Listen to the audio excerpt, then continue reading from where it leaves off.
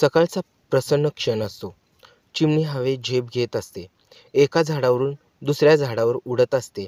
चिमणीच्या डोळ्यात एक स्वप्न असते. हे झाड खूप उंच आहे, पण वाऱ्याला फार उघडं नाही. ते दुसरं फारच खालचं. कोणतीही साप सुसाट चढेल. ती एका मध्यम उंचीच्या मजबूत फांद्यांनी भरलेल्या झाडाकडे लक्ष देते. हे झाड हे झाड योग्य आहे. खाली काटे आहेत, वर पानांची सावली आहे. हाच होईल माझ्या नव्या जगाचा पाया. ती फांदीवर उतरते आणि चोचीत गवत पातळ गोळा करत घरटं बांधायला सुरुवात करते. माझं घरटं, माझं बाळपणाचं स्वप्न. आज मी केवळ स्वतःसाठी नाही जगणार, तर एक जीव निर्माण करण्यासाठी जगणार. दिवस सरतात. चिमणी एकटीच दररोजचं काही ना काही घरट्यासाठी आणत राहते. सडलेली पानं, काड्या, तुटलेले पिसे. 2 चोचांच्या जागी एकच असावी, पण मन 2 हृदयांसारखं धडधडतं. घरट्याचा प्रत्येक भाग माझा श्वास आहे. ती घरटं पूर्ण करते आणि झोपते. पहाट होताच पुन्हा उडते. पंख थकलेले, पण नजर तेजस्वी. कोण म्हणतं की निसर्ग फक्त जोड्याने जगतो? आई होण्यासाठी साथीदार नसेल तरी चालतं, शक्ती असली पाहिजे. ती आता घरट्यात येते. पोटाखाली गोडसर ऊब भरलेली. ती एक अंड घालते. काही क्षण स्तब्धतेत गेले. हे अंड, माझं विश्व. हे केवळ जीवन नाही, हे माझं उत्तर आहे. जगाच्या अवहेलनांचं उत्तर. ती अंड्याला चोचीतून अलगद फिरवते.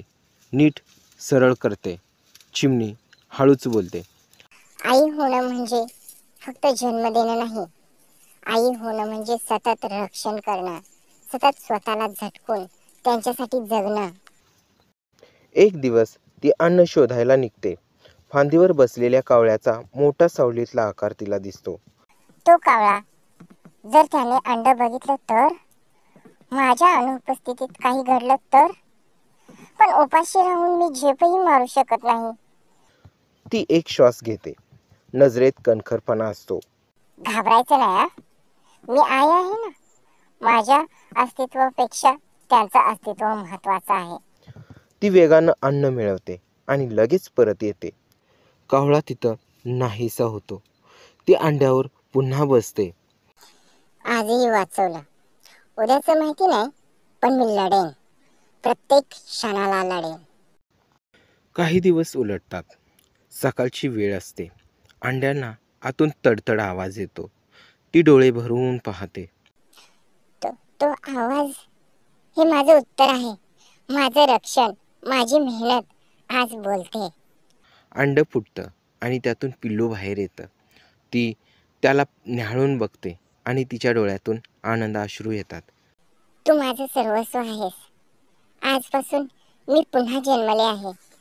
आई म्हणून, रक्षक म्हणून. रात्र काळोखात बुडाली आहे. थंडीने झाडं कुडकुडत आहेत. घरट्यात चिमणी पिल्लाला अंगाखाली घेत ऊब देत आहे. चिमणी थरथरत्या आवाजात बोलते.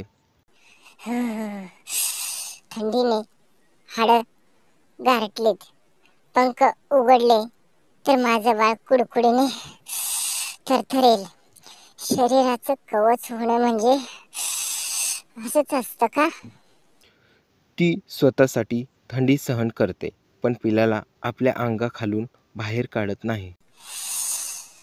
आई पण म्हणजे स्वतःच्या वेदनांची थंडी घेऊन पिलांना ऊब देणं. एक दिवस चिमणी पाणवठ्याजवळ उडत असताना एका झाडाच्या काठ्याला अडकते. डावा पंख थोडा दुखावतो. ती वेदनांमुळे घरट्यात परतते. चिमणी दुखत बोलते. हा पंख, हे माझे साधन होतं. आता जर मी उडू शकले नाही तर अन्न. ती काही वेळा प्रयत्न करते उडायचा.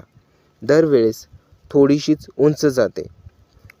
चिमणी, माझी गरज मोठी आहे, वेदनांपेक्षा मोठी. माझं बाळ मला पुकारतंय. त्याच्या चोचीचा आवाज माझ्या पंखापेक्षा महत्वाचा आहे. पिलांचं तोंडातून पहिल्यांदा एक बोबडा आवाज येतो. ती आश्चर्याने थबकते. पिल्लू कुडकुडत बोलते. ची ची ची ची. चिमणी अश्रूंनी डोळे भरून बोलते. हा आवाज तू बोललास, माझ्या आयुष्याचा पहिला शब्द. चिमणी गर्वाने बोलते. माझं अन्न मिळवणं, माझं झाड शोधणं, माझं थकून पडणं, सगळं सगळं सार्थक वाटतंय आता. एक दिवस वाऱ्याचा झोत झाडाला हलवतो. घरट्याला थोडा तडा जातो. ती घाबरते. चिमणी भीतीनं बोलते. हे घरट मी बांधलेलं ह्या बाळासाठी, ते जर उडून गेलं तर माझं सर्वस्व हरवेल. ती तो थोडा तडा चोचीतून पात खेचत भरते. वेळेत सावरते.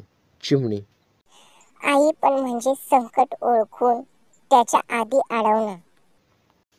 आता ती दुसरं अंड देते. पुन्हा तीच काळजी, तीच धडपड. चिमणी पहिलं पिल्लू अजून लहान आहे, दुसरं अंडही आलं. आता मी 2 जीवाची आहे. माझं धैर्य दुप्पट करावं लागेल. 2 पिल्लं, घरट, एकटी चिमणी. ती थकलेली, पण डोळ्यात शांत आनंद असतो. चिमणी बोलते. कोणी माझ्यावर विश्वास ठेवला नाही. कोणी म्हटलं तू एकटी आई काय करू शकतेस. पण बघा, माझं घरट हेच माझं उत्तर आहे. हेच माझं सौभाग्य आहे. सकाळची वेळ आहे. मोठं झालेलं पहिलं पिल्लू फांदीच्या टोकाकडे पाहतंय. चिमणी त्याच्याकडे काळजीपूर्वक पाहते. पिल्लू आई, मी उडू शकतो का? चिमणी हसून पण मनात थोडी भीती बाळगून बोलते.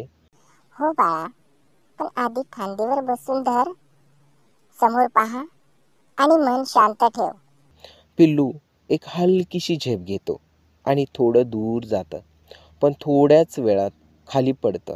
चिमणी पटकन झेप घेते आणि त्याच्यावर पंख धरते. चिमणी काहीच झालं नाही, मी आहे ना, पुन्हा प्रयत्न कर. आईचा विश्वास तुझ्या पंखांमध्ये आहे. पिल्लू आता रोज थोडं थोडं उडायला लागलेलं आहे. चिमणी त्याला पाहते आहे. चिमणी कधी काळी मीच ह्या फांद्या मोजल्या होत्या. आता तू उडतोस. माझ्या आठवणींच्या सावलीत तुझं भविष्य आकार घेतंय. माझं अस्तित्व तुला उंच नेतंय आणि त्याचंच मला समाधान आहे. हे घरट आता गजबजलेलं आहे. आवाज, हालचाल आणि माझं प्रेम याने भरलेलं. पिलांकडे पाहून चिमणी बोलते. तुमचं आयुष्य, भविष्य माझ्या पंखांपेक्षा मोठं असो, हीच ईश्वरचरणी प्रार्थना आहे आणि माझी शेवटची इच्छा सुद्धा. दुरून दुसरी चिमणी येते. झाडावर बसते. ती चिमणी थोडीशी उत्सुकतेने पाहत असते. दुसरी चिमणी बोलते. हे सगळं एकटीने केलंस? आई होणं, वाढवणं, घर वाचवणं? आपली चिमणी हसून बोलते. हो, एकटे होते, पण आता नाही. आई पण म्हणजे स्वतःला ओळखण्याचा प्रवास आहे आणि आता माझ्या बाळांसोबत मी ते पूर्ण झाले. मोठं झालेलं पिल्लू झाडाच्या दुसऱ्या फांदीवर स्वतःचं घरटं बांधायचा प्रयत्न करतंय. चिमणी गर्वाने बोलते. बघा बघा, माझं शिकवलेलं, माझ्या पंखांखाली वाढलेलं आता स्वतःच्या पंखात उडायला शिकतंय. आईपणाचं हेच खऱ्या अर्थाने सार्थक आहे. संध्याकाळ झालेली आहे. सूर्य खाली जातोय. चिमणी दोन्ही पिलांसह एका फांदीवर बसलेली आहे. चिमणी मी आता थकल्यासारखे वाटते, पण मन मात्र शांत आहे. हा प्रवास सोपा नव्हता, पण या पिल्लांनी मला पुन्हा पुन्हा उभं केलं. पिलं आजूबाजूला आहेत. एक पिल्लू आईच्या पंखांखाली डोकं घालतो. पिल्लू आई, तू एवढी मोठी कशी झालीस? चिमणी मी मोठी नाही, तुम्ही दोघे मोठे व्हाल म्हणून मी मजबूत राहिले. आई पण म्हणजे स्वतःला विसरून दुसऱ्यांच्या स्वप्नांना पंख देणं. घरटं आता शांत आहे. पिलं आईकडे समाधानीने पाहत आहेत. चंद्रप्रकाश झाडावर आहे. चिमणी पिलांकडे पाहत बोलते. या जगात कितीही संकट आली, पण मी एकटी आई म्हणून कुठेच कमी पडणार नाही. माझ्या पंखात शक्ती नव्हती, पण माझ्या प्रेमात अमरत्व होतं. ही गोष्ट माझी आहे, पण प्रत्येक आईची पण आहे. एकटीची पण अखेर पूर्ण झालेली.